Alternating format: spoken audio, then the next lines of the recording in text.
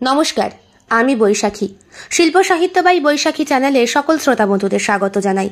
আজ আপনাদের বলবো গল্প বন্ধুর স্ত্রী। গল্প পাঠ এবং গল্প লেখায় আমি বৈশাখী বিশ্বাস দেবনাথ। গল্পটি প্রাপ্তবয়স্ক এবং প্রাপ্তমনস্ক শ্রোতা বন্ধুদের জন্য। প্রথম থেকে শেষ পর্যন্ত শুনবেন। ভালো লাগলে অবশ্যই লাইক করবেন, কমেন্ট করবেন, শেয়ার করবেন এবং আপনাদের প্রিয় চ্যানেল শিল্প সাহিত্য বাই বৈশাখী সাবস্ক্রাইব করে বেল বাটন প্রেস করে পাশে থাকতে একদম ভুলবেন না। বন্ধুরা, শিল্প সাহিত্য বাই বৈশাখী এখন চলে এসেছে ইউটিউব মিউজিক পডকাস্টে। ইচ্ছে করলে আপনারা সেখান থেকেও গল্প শুনতে পারেন। আজ আপনাদের বলবো গল্প বন্ধুর স্ত্রী। গল্প পাঠ এবং গল্প লেখায় আমি বৈশাখী বিশ্বাস দেবনাথ। গল্পটি প্রাপ্তবয়স্ক এবং প্রাপ্তমনস্ক শ্রোতা বন্ধুদের জন্য। এতক্ষণে সময় হলো ফোনটা রিসিভ করার? সরি, বুঝতে পারিনি। কতদিন হলো আমি ফোন করছি, ফোনটা ধরার প্রয়োজন বোধ করো না? বললাম তো সরি, জরুরি কাজ ছিল। কি এমন কাজ? আমার ফোনের থেকেও বেশি ইম্পর্টেন্ট বুঝি? আমি বুঝি তোমার কাছে এখন আর ইম্পর্টেন্ট নই? এই তো মীনাক্ষী, আমাকে ভুল বুঝছো। বললাম তো কাজ ছিল, সেই কারণেই ফোন রিসিভ করতে পারিনি। মন্দারমণি ঘোরা হলো তোমার? লোকে একদিনের ট্যুরে গিয়েই ফিরে চলে আসে। আজকে 3টে দিন হয়ে গেল, বাড়ি ফেরার নাম নেই। বলি, এইভাবে থাকা যায়? নতুন নতুন সম্পর্ক, আমার বুঝি তোমাকে রাত্রেবেলা ভালোবাসতে ইচ্ছে করে না? এরম করে বলো না, আমার এখনই তো শরীরের সব কিছু উত্তেজিত হয়ে উঠছে। উঠুক, সবাই বুঝুক, তোমার আমাকে চাই। এইভাবে বলো না প্লিজ।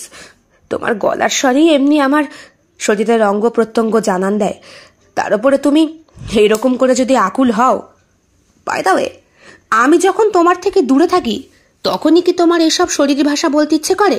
করে তো, খুব করে। পাশে শব্দ হচ্ছে কিসের? ওই সবাই একসাথে ক্যান্টিনে বসে খাবার খাচ্ছি তো, ছেলে পেলে আছে তাই হইচই হচ্ছে। ও, তোমার সঙ্গে কথা বলার সময় এই পারিপার্শ্বিক কোনো শব্দ আমার একদম সহ্য হয় না।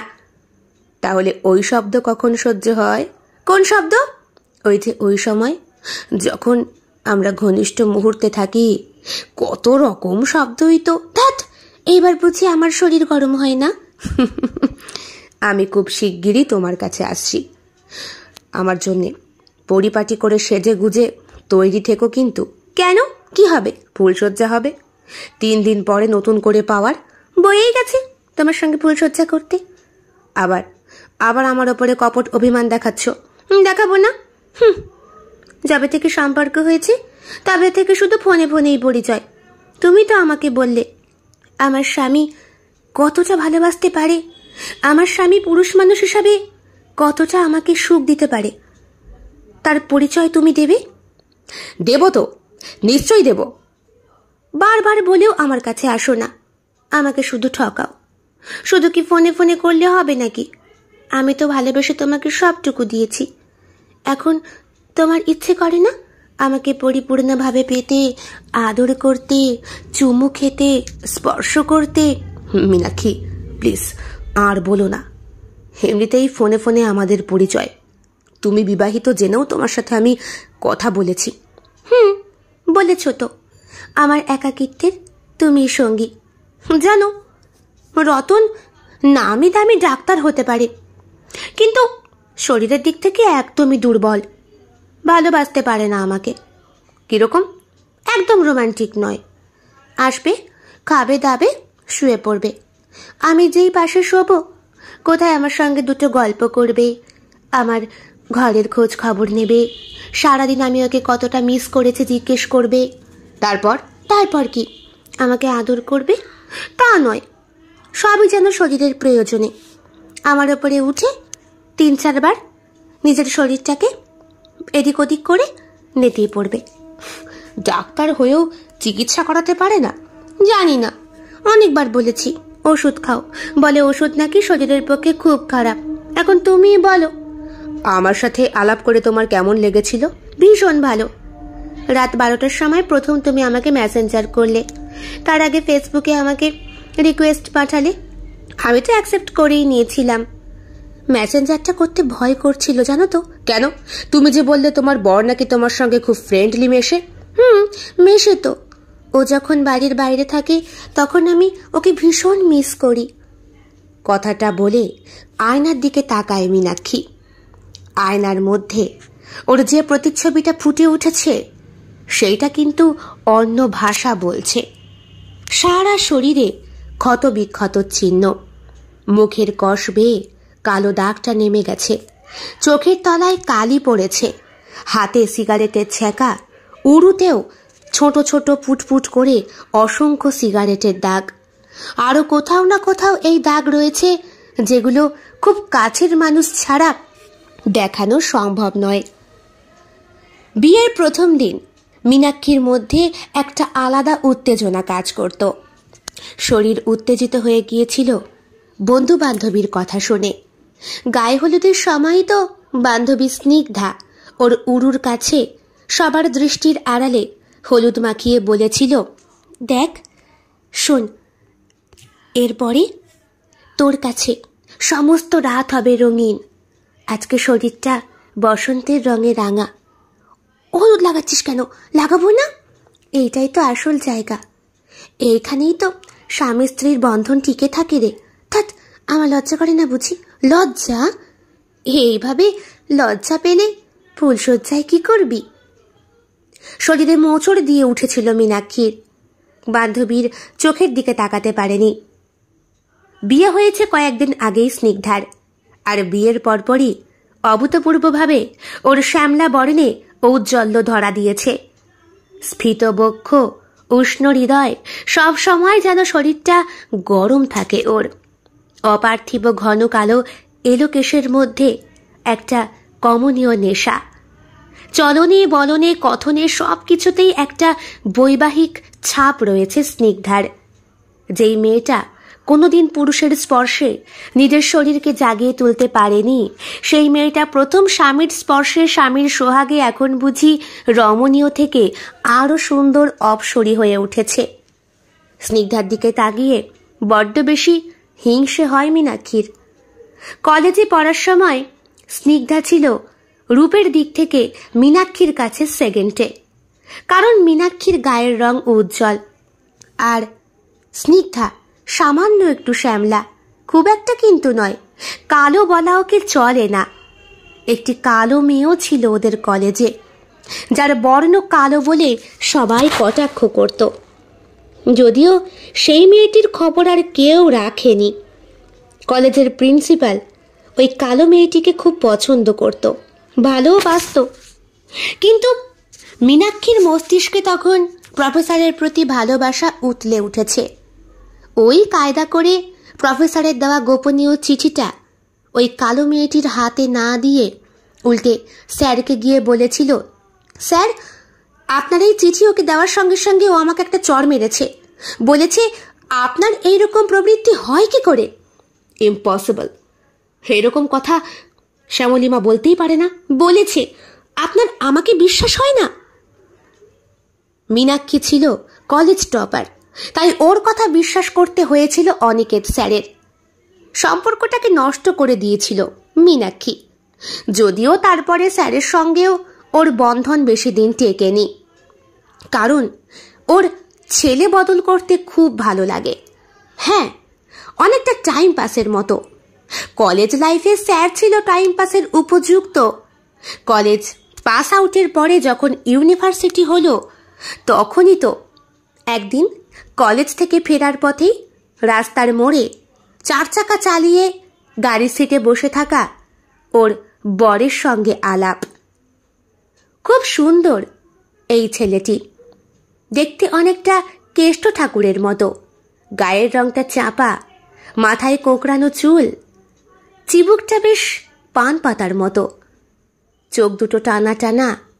গাড়িতে বসে রয়েছে ড্রাইভিং সিটে দেখে মনে হচ্ছে উচ্চতা প্রায় 6 ফুটের কাছাকাছি হবে।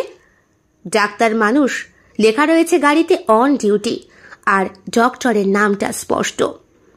ক্রাশ খেয়েছিল। তখন স্নিগ্ধা বলেছিল, কিরে ক্রাশ খেলি? কালো তো হোক না, কালো তো জগতের আলো। এইবেলা কালো জগতের আলো, আর ওই বেলা অনিকেত স্যারের সঙ্গে শ্যামলিমাকে কিছুতেই মেলামেশা করতে দিলি না। তখন নাকি স্যার তোর, শোন ওইসব এখন পাস্ট, কলেজে লেটা চুকে গেছে, এখন আমি ইউনিভার্সিটি। তাছাড়া বাবা মা আমার বিয়ের চেষ্টাও করছে। তাহলে কি করবি? বিয়ে যখন হয়েই যাবে তাহলে এর সঙ্গেই বা ঝুলে? না না, আমাকে জিজ্ঞেস করেছে আমার পছন্দের কেউ আছে কি না।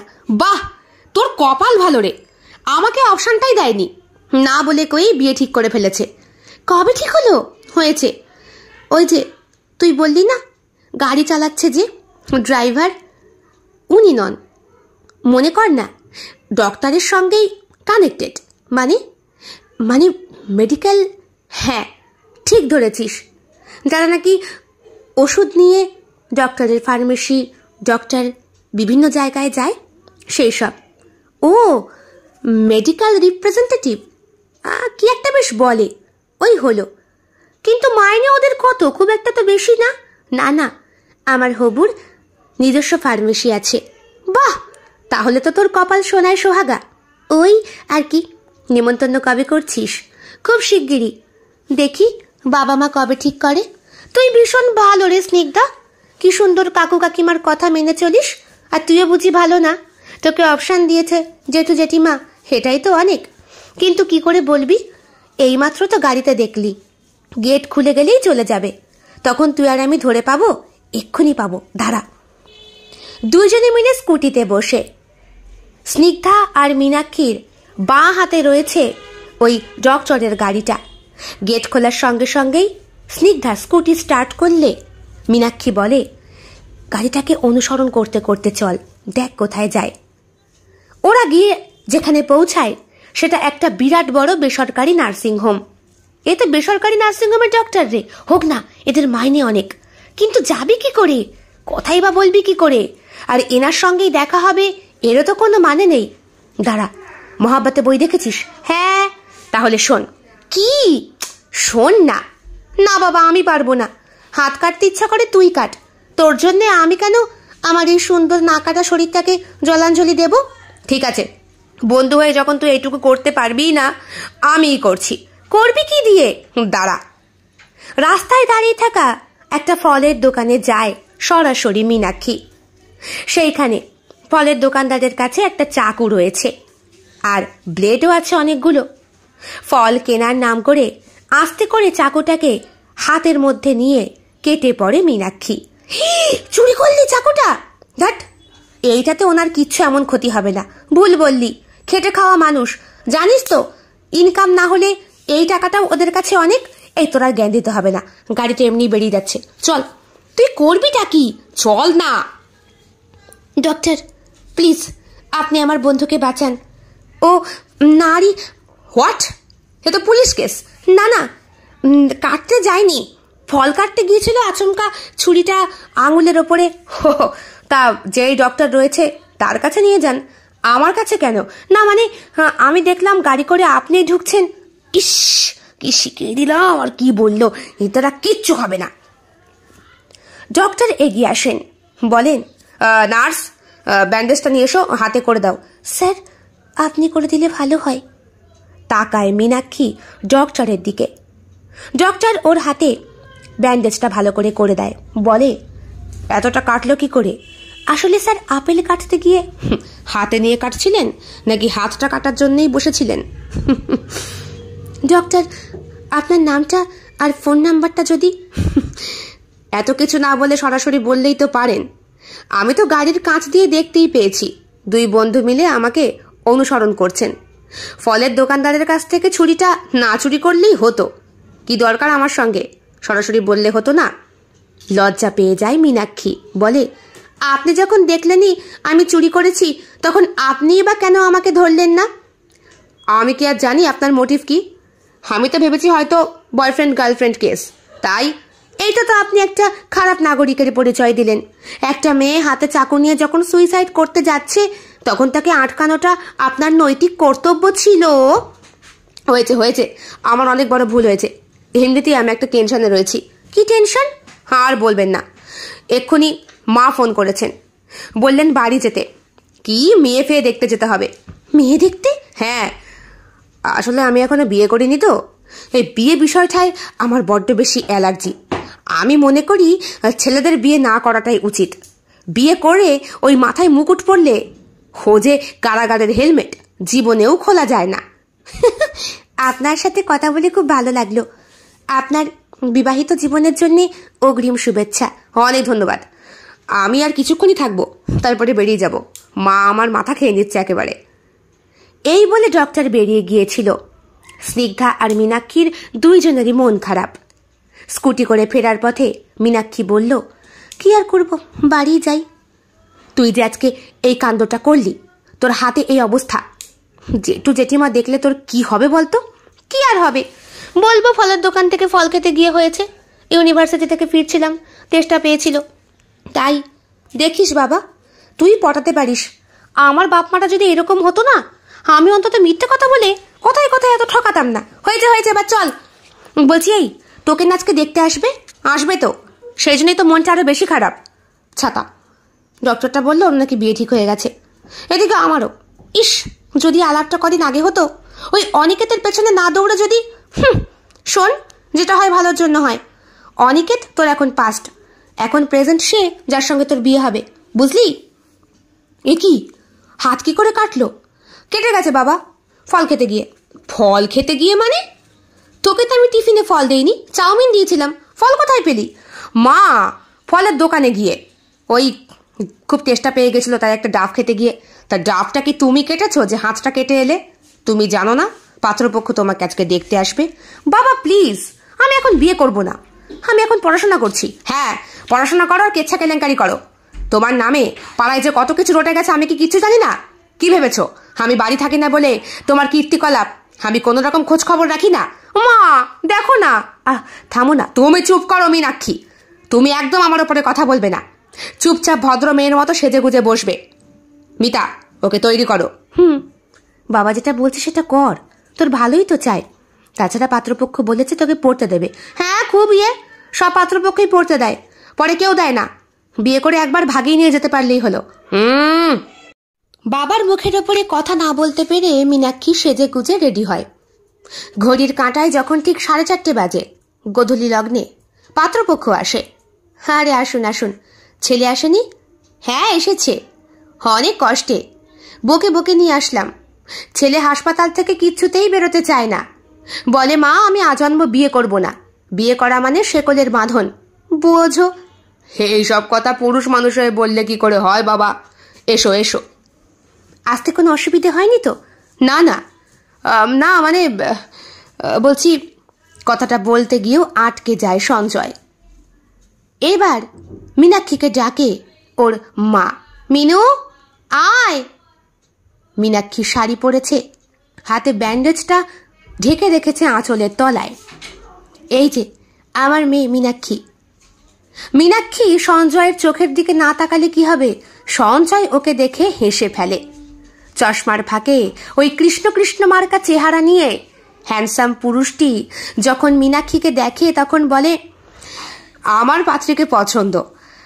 হ্যাঁ, পছন্দ হয়েছে তোর? বাবা বাবা বাবা, আমি জানতাম আমার ছেলে আমার পছন্দে কখনো বারণ করতেই পারে না। আমার মান রাখলি তুই বাবা। বলছি মা, একটু চাও আমাদের দিকে? পাত্রপক্ষকে দেখবে না? তোমার হবু বরকে তুমি একবার দেখবে না? না, আমার বিয়ে করার কোনো ইচ্ছে নেই। বলছি আঙ্কেল আন্টি, যদি কিচ্ছু মনে না করেন একটা কথা আপনাদের বলতে পারি? বলো বলো বাবা। মিনু, তুই কিন্তু খুব বাড়াবাড়ি করছিস। ইয়ং মেয়ে, ওকে এইভাবে বকবেন না, ওরও তো একটা নিজস্ব মতামত আছে। আমি একটু ওর সাথে আলাদা কথা বলতে পারি? নিশ্চয়ই নিশ্চয়ই। আমি কথা বলতে যেতে পারবো না, আমার আপত্তি আছে। আরে মা, তুমি তো আমার ছেলেকে দেখছোই না, একবার দেখো। ম্যাডাম, আপনার হাতটা আপনি লুকিয়ে কেন রেখেছেন? আমার আপত্তি আছে তাই, আমি কাউকে দেখাতে চাই না। দেখাতে চাই না না দেখাবেন না, হাতটা তো কেটেছে আর আমি তো ব্যান্ডেজ করে দিলাম। হ্যাঁ, তাকায় মীনাক্ষী। সঞ্জয় একগাল হেসে বসে আছে। আরে, হাসলে ছেলেদের গালেও টোল পড়ে? মীনাক্ষী অবাক হয়ে যায়। এইবার তো আমার সঙ্গে একা কথা বলতে কোনো আপত্তি নেই? না না, আমি তো কিছুই বুঝতে পারছি না বাবা, আপনার বুঝেও কোনো কাজ নেই আঙ্কেল। আমাদের মধ্যে সব কিছু ঠিক হয়ে গেছে। আপনি, মা, আন্টি সবাই মিলে ভালো একটা দিন ঠিক করুন। সেই কথাই কথা। এইবার হয়ে যায় মীনাক্ষীর বিয়েটা। প্রথম প্রথম সব কিছু খুব ভালো চললেও ফুলশয্যার রাতটা মীনাক্ষীর জীবনে নতুন স্বপ্নের প্রহর গুনছিল। ফুল দিয়ে সেজে স্বামীর জন্যে এক গ্লাস গরম দুধ নিয়ে যখন আত্মীয় স্বজনরা ধাক্কিয়ে মীনাক্ষীকে পাঠিয়ে দেয়, তখন মীনাক্ষী এসে দেখে সঞ্জয় দাঁড়িয়ে রয়েছে। ওর পড়ার টেবিলের ওপরে অসংখ্য ডায়েরি, ফাইলপত্র, ল্যাপটপ ছাড়াও একটা ছবির অ্যালবাম। এখানে বসে কি করছো? অ্যালবাম দেখছি। পুরনো স্মৃতি। মানে আমার প্রেমিকা। খুব ভালোবাসতাম ওকে। আমাকে ফাঁকি দিয়ে চলে গেছে। চলে গেছে বলতে মরে যায়নি, অন্য একজনের সঙ্গে। কেন? আমি হয়তো ওকে পরিপূর্ণ ভালোবাসা দিতে পারিনি। সব সময় টাকা দিয়ে সব কিছু কেনা যায় না মিনু, শরীরটাও দরকার হয়। আমি তো কিছু বুঝতে পারছি না। তোমাকেই বা কোন ভাষায় বোঝাই? মায়ের অনেক কথাতে মাকে অনেকবার বারণ করা সত্ত্বেও যখন মানল না, তখন তোমার সঙ্গে আমার বিয়েটা দিয়েই ছাড়ল। আমার শরীরে কিছু ত্রুটি আছে। আমি নিজে একজন ডক্টর হয়ে ট্রিটমেন্ট করাচ্ছি আমার এই বন্ধু ডক্টরের কাছে। লং টাইম লাগবে আমার সুস্থ হতে। কি হয়েছে তোমার? যেটা হয়েছে সেটা পুরুষের লজ্জা। তাহলে বুঝে নাও আমি কি বলতে চাইছি। এরপরেও যদি তুমি আমার সঙ্গে সংসার করতে চাও করতে পারো, নইলে কোর্টে গিয়ে কেসও করতে পারো। আমি তো সংসার করার জন্যই বিয়ে করেছি। শুধু শুধু কেন এসব কথা বলে নিজেকে দুর্বল করছো? সত্যি বলছো? সত্যি বলছি। আমি তো তোমাকে ভালোবেসেই। মীনাক্ষী কথাটা বললেও বুঝতে পারেনি এর পরবর্তী সত্তায় ঠিক কি হতে পারে। এরপরে যা ঘটেছিল তা ঠিক 3 সেকেন্ডের ব্যবধান। মীনাক্ষী কাউন্ট করছিল, আর করতে করতেই দুবারের মাথাতেই থপ করে বিছানায় শুয়ে পড়ল সঞ্জয়। মীনাক্ষী ওর দিকে তাকিয়ে হতভম্ব বলল, গার্লফ্রেন্ডের সঙ্গেও কি? হ্যাঁ, ছিল সম্পর্ক, কিন্তু আমাকে ছেড়ে ভেগে গেছে। আমরা পালিয়ে বিয়ে করেছিলাম। মাকে বলা হয়নি সেই কথা। ভাগ্যিস বলিনি, বললে হয়তো তুমি আসতে না। তুমি আমার দুর্বলতা জেনেও যে এই কথাটা তুমি আমাকে আগে কেন বলনি? বলা যায় বলো। তার উপরে তুমি আমার কাছে ছোট বয়সেও। এসব সম্পর্কে তোমার অভিজ্ঞতা হয়তো প্রায় নেই বললেই চলে। মীনাক্ষী মনে মনে ভাবে, ছোট, অভিজ্ঞতা নেই। কত টাইম পাস করলাম। কলেজের প্রফেসরকে পর্যন্ত ছাড়লাম না। তারপরে রাঘব, বাবলু সবাই তো রয়েছে, এমনকি স্নিগ্ধা পর্যন্ত। একদিন পড়তে গিয়ে দেখি স্যার আসেনি, অন্যান্য বন্ধু বান্ধবীও আসেনি। ঝড় বৃষ্টির রাত, স্নিগ্ধাকেই কাজে লাগিয়ে দিলাম। স্নিগ্ধার তো সে কি কান্না। আমায় বলে, তুই গিয়ে তুই কেন আমার সঙ্গে থাকছিস বলতো? বিদায় হ। আমি কালকেই জেঠুকে গিয়ে বলবো তোকে বিয়ে দিতে। বলতে পারবি একটা মেয়ে হয়ে আর একটা মেয়ের ইজ্জত নিয়েছে? পারবি বলতে? তুই খুব খারাপ, তোর সাথে আমি একদম কথা বলবো না। তা সত্ত্বেও স্নিগ্ধা ওর সঙ্গে মেলামেশা করে। দুটো বান্ধবীর মধ্যে বোধহয় এই সম্পর্কটা খুব একটা প্রতিকূলতার সৃষ্টি করে না, কিন্তু এই জায়গায় একটা পুরুষ থাকলে ব্যাপারটা হয়তো পুলিশ কেস পর্যন্ত গড়াতো। সেই দিনের পর থেকেই নিজের স্বামীকে এইভাবে আবিষ্কার করতে পেরে ভেতরে ভেতরে খিঁচিয়ে গিয়েছিল মীনাক্ষী। ভাবতো একবার, হয়তো জীবনে বারবার টাইম পাস করে করে ভগবানের সঙ্গে এমন একটা খেলা খেললো, এখন সম্পূর্ণ রাতটাই, এমনকি সারা জীবনটাই হয়তো টাইম পাস করেই কাটাতে হবে। এরকম একটা হাজব্যান্ডের সঙ্গে কি থাকা যায় নাকি? পরিবর্তন ঘটল সঞ্জয়ের ঠিক মাস 6 পর। বাড়িতে সেই দিন শাশুড়ি মা ছিলেন না। উনি ওনার বোনের বাড়িতে কয়েকদিনের জন্য বেড়াতে গেছেন। ঘরে মীনাক্ষী রয়েছে, টিভি চলছে, আর সেখানে একটা ইংলিশ সিনেমা। এমন কিছু লাইন সেখানে চলছে যেগুলো বাইরে থেকে যে ব্যক্তি শুনবে তার কানে বড্ড আপত্তিকর।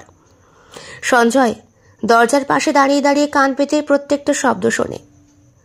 কলিং বেল বাজার শব্দেই টিভি অফ করে মীনাক্ষী দরজাটা খোলে আর সপাটে একটা চড় লাগায় সঞ্জয় ওর গালে। সেই চড় শুধু গালে নয়, সমগ্র শরীরে বেল্টের দাগ হিসাবে নেমে আসে। এরপরে প্রতি রাতে একবার নয়, একাধিকবার, বারবার, নিজে না পারলে কি হবে, যন্ত্র প্রয়োগ করে মীনাক্ষীকে টর্চার করে সঞ্জয়। বারবার বলে, খুব রস না? খুব। বলেছিলাম আমার উপরে ভরসা করতে, বলেছিলাম আমি ট্রিটমেন্ট করছি, আমি সুস্থ হয়ে যাব। কথাটা কানে গেল না? না, মীনাক্ষীকে কথা বলতে দেয় না সঞ্জয়। মুখ হাত বেঁধে রাখে বিছানার সঙ্গে। যন্ত্রণা উপশম করার জন্য মীনাক্ষী রাত্রেবেলা ঠান্ডা জলে স্নান করে, গায়ে বরফ মাখে। শাশুড়ি কদিন পরে যখন বাড়ি ফিরে আসেন তখন মীনাক্ষীর সারা শরীরে কালশিটা দেখতে পান। বারবার জিজ্ঞাসা সত্ত্বেও মীনাক্ষী বলে, বাথরুমে পড়ে গিয়েছিলাম মা। এ যেন এমন এক লজ্জা যা কাউকে বলা যায় না। স্বামীর হাতে মার খাচ্ছে মেয়েটা, যেই মেয়েটা একদিন কলেজে দাপিয়ে বেড়াতো, কলেজের টপার ছিল, পড়াশোনা এখন শিখে উঠেছে। সঞ্জয় এত বড় ভালো মানুষ থেকেও সন্দেহের বশে শুধু শুধু মীনাক্ষীকে এইভাবে টর্চার করছে। একটা জেদ চাপে মীনাক্ষীর মাথায়। হাজবেন্ড যখন ওকে বিশ্বাস করেই না, তাহলে এটার সুযোগ কেন নিচ্ছে না? কেন লাইফটাকে শুধু শুধু হেল করছে? রাত 12টায় একদিন শুয়ে ফেসবুক অন করেই দেখে একটা রং নাম্বার, আননোন একটা ব্যক্তির ফ্রেন্ড রিকোয়েস্ট। সেইটাই গড়িয়ে গড়িয়ে এখন এত দূর পর্যন্ত এসেছে। দুইজনে মিলে ভিডিও কলে চ্যাটিং হয়, এমন এমন দৃশ্য দেখানো হয় যা স্বামী স্ত্রীর মধ্যে ছাড়া আর কারো সঙ্গে হলে পরকীয়া শিলমোহর পাবে। কখন আসবে বলো না?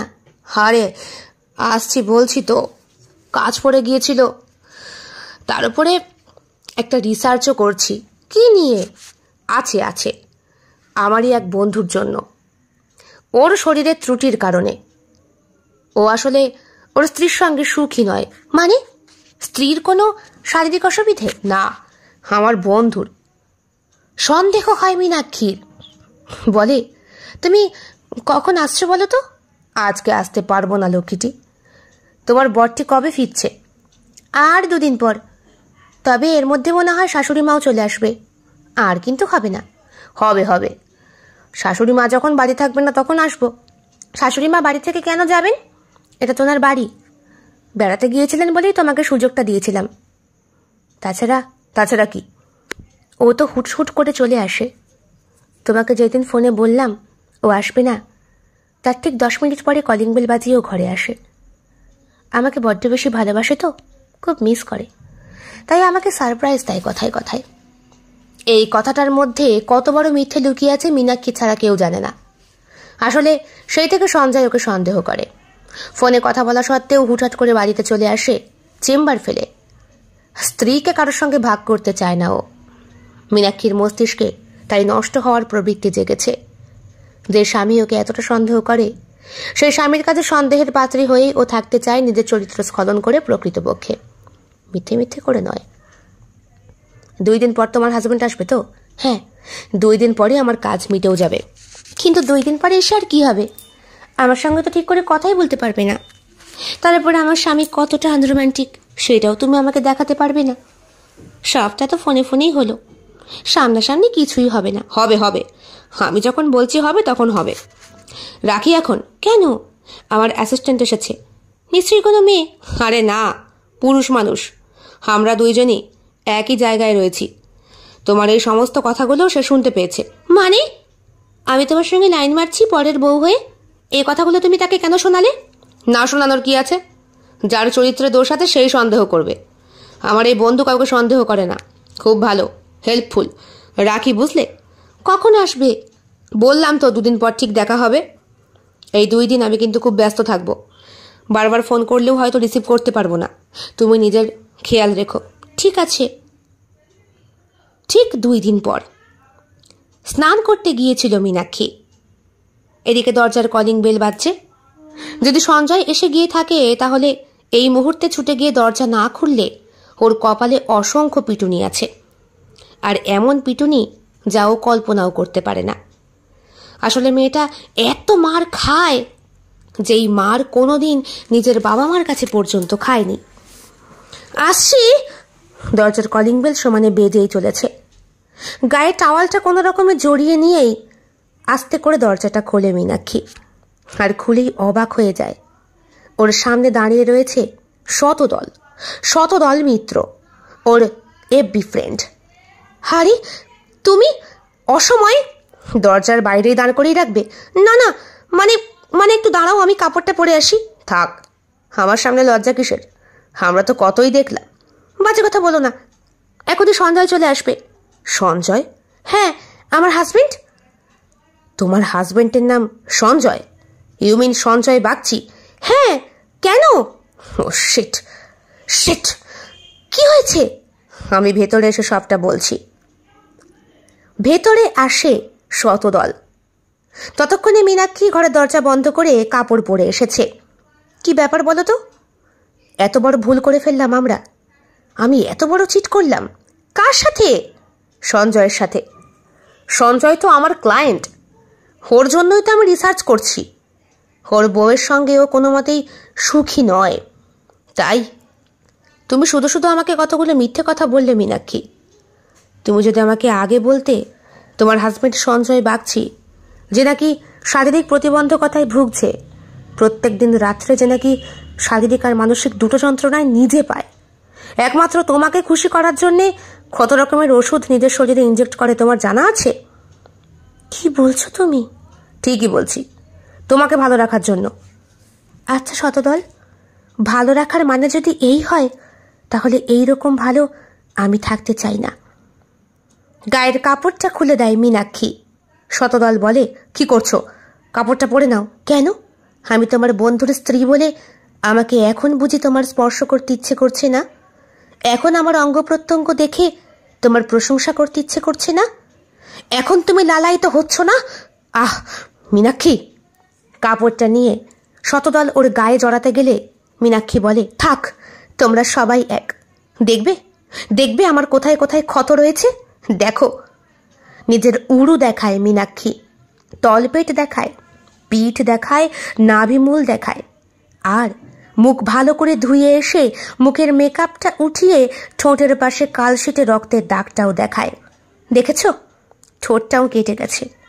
এবার তুমি ভাবো, একটা মানসিক আর শারীরিক প্রতিবন্ধী মানুষের সঙ্গে থেকেও আমি কতটা টর্চার সহ্য করছি জানো? শরীর হয় না বলে ও যন্ত্রের মাধ্যমে আমাকে ক্ষত বিক্ষত করে। আর যেখানকার দাগ গোপনই থাক, সেগুলো তুমি আমি দেখাতে পারবো না। আর এই বন্ধুর জন্য তুমি রিসার্চ করছো? তোমার ওষুধ খেয়েই তো প্রত্যেক রাতে আমি টর্চার হই। তবুও তুমি এই কথাগুলো আমাকে আগে কেন বলনি? কি করে জানবো? আমার বর আমাকে সন্দেহ করে প্রত্যেক পদে পদে। আমি চেয়েছিলাম প্রকৃত নষ্ট হয়েই ওর কাছে নষ্টা মেয়ে ছেলে হয়ে থাকতে। কেন আমি শুধু শুধু প্রহার খাবো? আমি একদিন একটা ইংলিশ সিনেমা দেখছিলাম, সেখানে অনেক আপত্তিকর দৃশ্য দেখানো হয়, তুমি জানো। হয়তো কোনোদিন সঞ্জয় দাঁড়িয়ে দাঁড়িয়ে দরজার পাশে সেগুলো শুনেছে, আর শুনে আমার উপরে সেই রাত থেকেই পাশবিক অত্যাচার শুরু হয়। অনলাইনে যন্ত্রপাতি অর্ডার করে। আমার শাশুড়ি মা কৌতূহলবশত একটা খুলেও ফেলেছিলেন, তারপরে আমাকে দুশ্চিন্তায় বাজে কথা বলেছেন আমি নাকি নষ্টা। ওনার ছেলেকে না জানিয়ে আমি এই কুকর্মগুলো করছি। আমি কিছুতেই বোঝাতে পারিনি যে না মা, এগুলো আমি না, আপনার ছেলে করেছে। তারপর থেকে প্রত্যেক দিন রাতে আমি দগ্ধাই, কাউকে বলতে পারি না শতদল। তুমিও বুঝলে না। তুমি এসে আমার স্বামীর নাম শুনে আমাকেই দোষারোপ করলে। এইসবের জন্য কি আমি দায়ী? বলো বলো, আমি দায়ী? পালাবে আমার সঙ্গে? হ্যাঁ, পালাবে? এক্ষুনি চলো। সঞ্জয় আর ঘন্টা দেড়েকের মধ্যেই আসবে। তোমার কথা ভাগ্যিস ওকে আমি বলিনি, শুধু বলেছিলাম একটা মেয়ের সঙ্গে ভিডিও কলে কথা বলছি, তবে তুই ভয়েসটাই শুনবি, ওকে দেখতে পাবি না। সারপ্রাইজ। এই মেয়েটিকে আমার খুব ভালো লাগে। পরের স্ত্রী হলে কি হবে? মেয়েটি খুব নম্র, সভ্য, ভদ্র।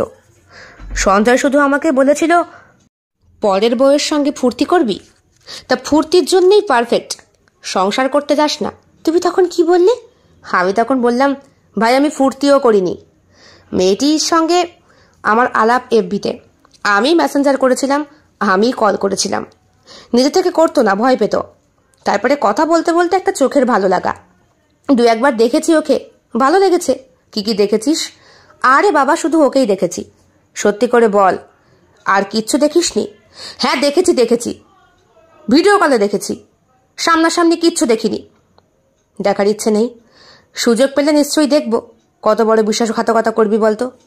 যেই মেয়েটি তোর সঙ্গে এগুলো করছে, মেয়েটিও তো নষ্টা, আর তুইও তো নষ্ট। দেখ ভাই, নষ্টামের কিছু আমি জানি না। আমি শুধু এইটুকু জানি, সমাজে পুরুষ যদি নষ্ট হতে পারে, নারীও হতে পারে। এখানে নারীর চরিত্র নিয়ে আমরা শুধু ওই দুশ্চরিত্রা কলঙ্ক দিতে পারি না। আমরা বেটা ছেলেরা বাড়ির বাইরে বেরোলে ফসি নষ্টি করে বেড়াই বাড়ির বউকে ভুলতে পারি বলে। আর বাড়ির বউটা যদি, তখন এত দোষ কিসের রে? দেখেছিলাম সঞ্জয়ের সঙ্গে আমার তর্ক বেঁধে গেছে, কিন্তু তখনও বুঝিনি বিষয়টা যে এত দূর গড়াবে। তুমি সত্যি বলছো আমায় নিয়ে পালাবে? যদি তুমি পালাতে পারো, কিন্তু আমাকে তুমি গ্রহণ করতে পারবে না। আমি যে নষ্টা, পারবো। তোমাকে আমার ভালো লেগেছে। ভালো লাগাটাকে বুঝি না শতদল। চোখের খিদে বোঝো? সবটাই তাই। একটা মনের মধ্যে দ্বন্দ্ব সৃষ্টি হবে তোমার আমাকে নিয়ে গিয়ে। তুমি ভেতর থেকে আমাকে মানতে পারবে না। বিশেষ করে আরো এখন, যখন তুমি জানতে পেরেছ আমি সঞ্জয়ের বউ। বলতে বলতে এই দরজার কলিং বেলটা আরেকবার বেজে ওঠে। মীনাক্ষী বলে, এসে গেছে সঞ্জয়। আমার আর পার নেই, তুমি পালাও। পালাবো কেন? আমি ওর মুখোমুখি হব। আমি ওকে বলবো ও কেন এগুলো করে, ওর শাস্তি হওয়া প্রয়োজন। তোমার ওপরে ও এভাবে টর্চার করতে পারে না। হ্যাঁ, ও ট্রিটমেন্ট করাক। হ্যাঁ, আমি ওকে নিয়ে যাবো আরো দূরে, প্রয়োজনে বিদেশ। ও সুস্থ হবে কিনা জানি না, তবে ওর মনে যা ঢুকেছে তাতে ওকে সুস্থ করা সম্ভব না। এখনো সময় আছে। পালাবে মীনাক্ষী? পালাবো কি করে? দরজার কলিং বেল বাজছে, বাড়িতে দাঁড়িয়ে রয়েছে সঞ্জয়, আর তুমি আমাকে পালাতে বলছো? হ্যাঁ, এখনো অনেক পালানোর পথ আছে। কিরকম? এসো। একটা ওষুধের শিশি বার করে শতদল, বলে, তুমিও খাও আমিও খাই, দুইজনে মিলে একবারে পালিয়ে যাই। কোথায় যাব? বুঝতে পারছো না? আমি জীবনে কিছু ভোগ করব না শতদল। আমার যে মা হওয়ার বড্ড ইচ্ছে। টর্চারই হয়ে গেলাম জানো তো। আমি যখন কলেজে পড়তাম তখন বহু ছেলের সঙ্গে আমার সম্পর্ক হয়েছিল। হ্যাঁ, আমার লাইফটাকে আমি এনজয় করেছি। ছেলেদের সঙ্গে ওঠা বসা করেছি, টাইম পাস করেছি। তাই হয়তো ভগবান আমার সঙ্গে এমন বড় একটা রহস্যের খেলা খেলেছে। আমার যে এখনই মরার ইচ্ছে নেই। জীবনের চেয়ে আরো অনেক কিছু দেখার বাকি। এখন ওসব কথা বলার সময় নেই মীনাক্ষী। যা করা তোমাকে এক্ষুনি করতে হবে। তুমিও খাও আমিও খাই। সঞ্জয় যদি আমাদের দুইজনকে দেখে ফেলে তাহলে পুলিশকে খবর দিলে একটা বিশ্রী কেস হবে। কেন? পরের বউয়ের সঙ্গে একটু আগেই তুমি পালাতে চাইছিলে, এখন দেখলে দোষ? যেটা বলছি সেটা করো, এক্ষুনি খাও। খেয়ে নাও, দুইজনের পরপারে দেখা হবে। হ্যাঁ, আমার মাথায় কিছু ঢুকছে না। হা করো, আমি খাইয়ে দিচ্ছি শেষ অমৃতটা। মীনাক্ষী কিছু বুঝে ওঠার আগেই ওর মুখের মধ্যে এক শিশি বিষ ঢেলে দেয় শতদল। কয়েক সেকেন্ডের মধ্যেই মীনাক্ষী মুখ দিয়ে রক্ত উঠে ঢলে পড়ে শতদলের কোলে। দরজার কলিং বেলটা তখনও বেজেই চলেছে। শতদল গিয়ে দরজা খোলার সঙ্গে সঙ্গেই সঞ্জয় বলে, হয়েছে? হ্যাঁ, প্ল্যান একদম সাকসেসফুল। আরে বাবা, তুই হলি গিয়ে আমার বউ, আর সেখানে মাসিমা জোর করে তোকে বিয়ে দিল একটা মেয়ের সঙ্গে। বলি ভাই, তুই যখন আমার প্রতি আসক্ত, তাহলে এই মেয়েটার লাইফটা নষ্ট না করলেই পারতিস। আরে দূর বাড়া, আমি কি নষ্ট করতে চেয়েছি? ও যেতে এসছে আমার লাইফে। আর তাছাড়া আমি কি তখনও বুঝতাম যে মেয়ে দেখে নয়, পুরুষ দেখে আমি জেগে উঠি? তাহলে এখন কি করবি? কি আর করব? প্ল্যান মাফিক কাজ। বিষটা তো ও নিজেই খেয়েছে, কিন্তু ওর শরীরের ক্ষত এইগুলোই তো প্রমাণ করে দেবে তুই ওকে টর্চার করতি। কারণ না, বাড়িতে এখনো যন্ত্রপাতিগুলো রয়ে গেছে। ওইগুলো পুলিশকে দেখালেই, বিশেষত মা তো বলবে যে বৌমাই অর্ডার করতো অনলাইনে। সুতরাং আমার কোনো অসুবিধেই নেই। পুলিশ কেস হ্যান্ডেল করার পরে প্ল্যানটা কি? প্ল্যান, দুইজনে মিলে মন্দারমণি, ওইখানেই থাকবো দিন 15। মন্দারমণি কেন? ওর থেকে দূরে গেলে হয় না? নিশ্চয়ই হয়। কোথায় যাবি বল? যেখানে আমাদের এই দুই অসম প্রেমের, এই দুইজনের মাঝে কেউ কোনো প্রশ্ন করবে না, সেইখানে চ, সেই দেশে চ। কিন্তু শতদল, প্ল্যানটা সাকসেসফুল করতে তোকে কিন্তু 100% থ্যাংক ইউ বলবো। তুই যদি আমাকে ভিডিও কলে সেই মুহূর্তে মীনাক্ষীকে না দেখা দি, তাহলে মাথায় আমার প্ল্যানটা কাজ করতো না। হয়েছে, সবই হয় ভাই। কি বলতো, পরের বউ নিয়ে ফষ্টি নষ্টি করা যায়, সংসার করা যায় না। এইটা একেবারেই বাস্তব সত্য কথা। নে, পুলিশে ফোন কর, মরা কান্না কাঁদ, বল তোর বউটা বিষ খেয়ে মরেছে।